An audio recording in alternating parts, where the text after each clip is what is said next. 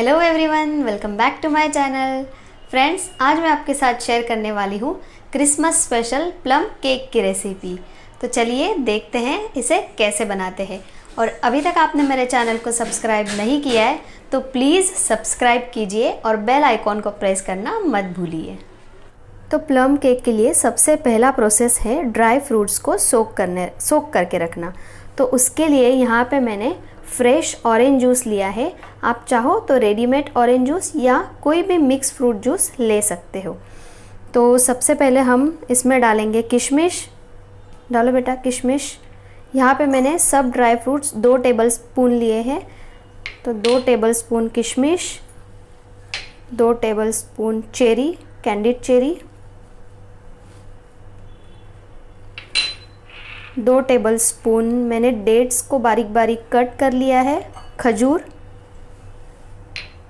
उसके बाद आप आपकी मनपसंद के अनुसार ड्राई फ्रूट्स को कम ज़्यादा कर सकते हो। यहाँ पे मैंने 2 टेबल स्पून काजू को अच्छे से बारीक कट कर लिया है, बादाम को भी अच्छे से बारीक कट कर लिया है, और यहाँ पे मैंने 1 टेबल स्पून पिस्ता को भी अच्छे से कट कर लिया है। और टूटी फ्रूटी को मैंने 3 टेबल स्पून लिया है। तो सबसे पहले हमें इसको मिक्स कर लेना है अच्छे से। और मैंने ऑरेंज जूस का मेजरमेंट नहीं बताया है क्योंकि हमें जूस उतना डालना है जितना ये इसमें सोक हो जाए, मतलब जितने में ड्राई फ्रूट्स हमारे अच्छे से सोक हो जाए उतना हमें जूस डालना है।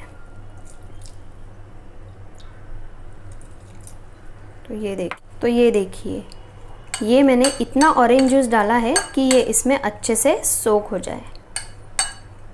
ये देखिए ऑरेंज जूस इसके ऊपर आ रहा है। तो इसीलिए आप जितने ड्राई फ्रूट्स लेते हो उसको अच्छे से सोक करे, इतना हमें जूस यूज़ करना है। तो अभी मैं इसे 2 घंटे के लिए अच्छे से सोक होने देती हूँ। अगर आपके पास टाइम है तो आप इसे 3-4 घंटे के लिए भी सोक करके रख सकते हो। और ये देखिए यहाँ पे ड्राई फ्रूट्स बहुत ही अच्छी तरीके से सोक हो गए हैं। इसे मैंने 2 घंटे के लिए रखा था। और अभी हम प्रिपेयर करते हैं कैरेमल। तो कैरेमल बनाने के लिए मैंने गैस पे एक पैन रख दिया है और उसमें मैं डाल रही हूँ 5 टेबल स्पून शुगर। तो हम शुगर को पहले अच्छी तरीके से मेल्ट कर लेते हैं। इसमें पहले ही हम पानी नहीं डालेंगे। ये देखिए शुगर अच्छे से मेल्ट हो गई है, कलर भी चेंज हो गया है। और अभी हम इस स्टेज पे इस पे 4 टेबल स्पून वाटर डाल देंगे।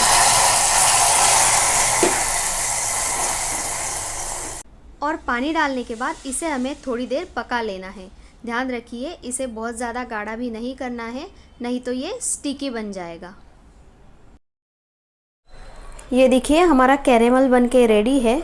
इसमें पानी डालने के बाद मैंने इसे पकाया था क्योंकि इसकी कंसिस्टेंसी हमें बहुत ज़्यादा पतली और बहुत ज़्यादा गाढ़ी नहीं चाहिए। तो देखिए इस तरीके से कंसिस्टेंसी चाहिए। तो अभी हम इसे निकाल के पूरा ठंडा होने देते हैं। तो चलिए अभी केक का बैटर बनाना स्टार्ट करते हैं। तो सबसे पहले मैं उसमें डालूँगी 1 कप मिल्क। ये रूम टेम्परेचर पे है मिल्क। उसके बाद हम डालेंगे उसमें 1/2 कप मेल्टेड बटर। आप चाहो तो तेल का भी यूज़ कर सकते हो। इसमें मैं डालूँगी 1/2 टीस्पून सिनेमन पाउडर,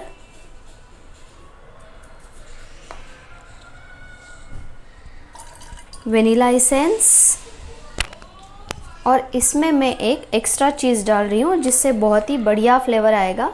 ये मैंने नटमेग लिया है और नटमेग को मैं ऐसे थोड़ा सा क्रश करके डालती हूँ।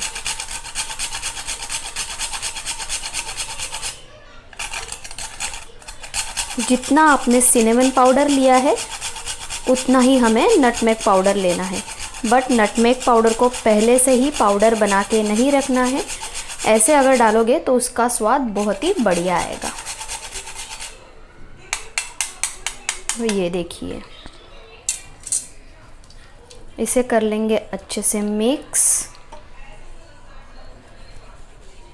और अभी इसमें डालते हैं हम ड्राई इंग्रेडिएंट्स। तो जो भी हम ड्राई इंग्रेडिएंट्स डाल रहे हैं उसे हमें छान के लेना है। तो यहाँ पे मैंने 2 कप मैदा ले लिया है, half cup powdered sugar, 1 tablespoon cocoa powder, half teaspoon baking soda, 1 teaspoon baking powder, और इसे अभी हम अच्छे से छान लेते हैं।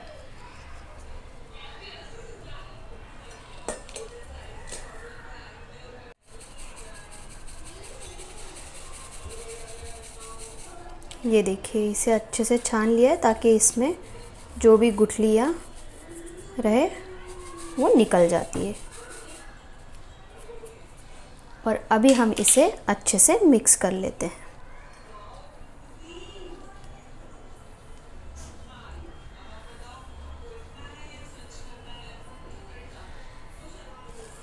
ये देखिए, अभी बैटर थोड़ा सा गाढ़ा हो गया है, तो अभी हम इसमें फिर से थोड़ा सा दूध डालते हैं। करीब 1 से 2 टेबलस्पून दूध मैंने और डाल दिया है, और अभी इसे मिक्स कर लेते हैं। बैटर को अच्छे से मिक्स करने के बाद फिर हमें इसमें डालना है कैरेमल। तो कैरेमल की कंसिस्टेंसी आप देख सकते हैं, ठंडा होने के बाद भी ये बिल्कुल भी गाढ़ा नहीं हुआ है। तो आप भी इसी तरीके से कैरेमल को रेडी करना।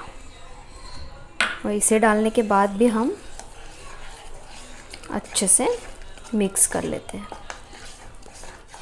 ये देखिए, कैरेमल डालने के बाद भी इसे अच्छे से मिक्स कर दिया है। और लास्ट हम डालेंगे इसमें जो हमने ये ड्राई फ्रूट्स सोक करके रखे थे, इसे मैं अभी पूरा ही डाल देती हूँ। और फिर से इसे अच्छे से मिक्स कर लेते हैं। और एक साइड मैं अवन को भी प्री हीट करने के लिए रख देती हूँ। ये देखिए, ड्राई फ्रूट्स डालने के बाद भी मैंने इसे अच्छे से मिक्स कर लिया है। और अभी एक और इंग्रेडिएंट्स इसमें डालना बाकी है, बट उससे पहले हमें जो टिन में हम केक बना रहे हैं उसे अच्छे से ग्रीस कर लेना है। तो इसे मैंने पहले से ही थोड़ा सा ऑयल लगा के और मैदा डाल के ग्रीस कर लिया है। और लास्ट में जब हम केक टिन में इसे डालने वाले हो, तो सबसे लास्ट हमें डालना है इसमें 2 टीस्पून विनेगर।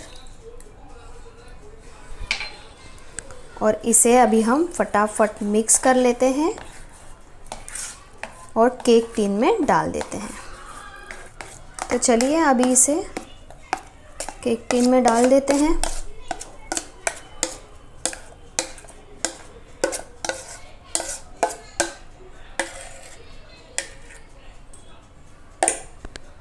और अभी इसे हमें थोड़ा सा टैप करना है। 4-5 बार इसे अच्छे से टैप करेंगे।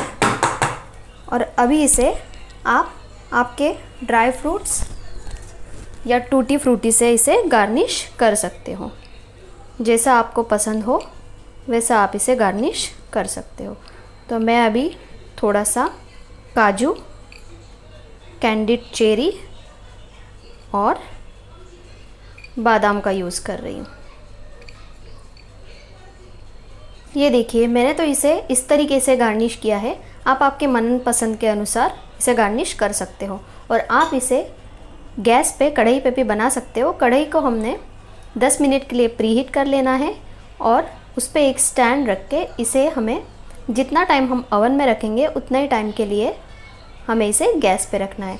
तो अभी ओवन प्रीहीट हो गया है। अभी मैं इसे ओवन में 180 डिग्री पे 40 मिनट्स के लिए रख रही हूँ। हमारा केक बन के रेडी हो गया है और इसे बेक होने में अप्रॉक्स 45 टू 50 मिनट्स लगे। और आप देख सकते हो कोको पाउडर और कैरेमल शुगर की वजह से कितना ब्यूटीफुल कलर आया है। तो अभी हम इसे ठंडा होने देते हैं और इसे हम एक कपड़े से कवर कर लेंगे ताकि इसका जो अपर सरफेस है वो ड्राई ना हो। तो इसे अभी पूरा ठंडा होने देते हैं और फिर निकाल लेते हैं। ये देखिए, अभी केक पूरा ठंडा तो नहीं हुआ है बट थोड़ा ठंडा हो गया है। और अभी मैं इसे निकाल लेती हूँ।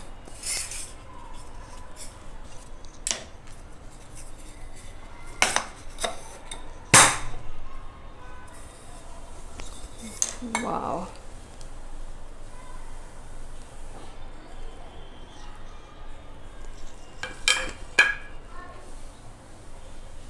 वाव, बहुत ब्यूटीफुल केक रेडी हो गया है। अभी मैं एक पीस कट करके देखती हूँ।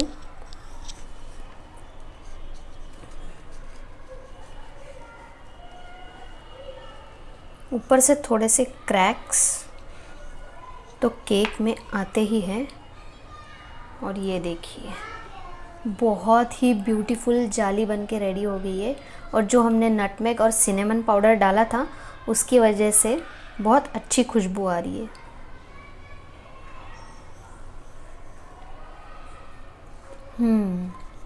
टेस्ट भी दोनों ही पाउडर का बहुत ही बढ़िया आ रहा है। तो आप भी ये क्रिसमस ये प्लम केक ज़रूर ट्राई कीजिएगा। और आपको ये रेसिपी कैसी लगी ये कमेंट बॉक्स में बताना मत भूलिएगा।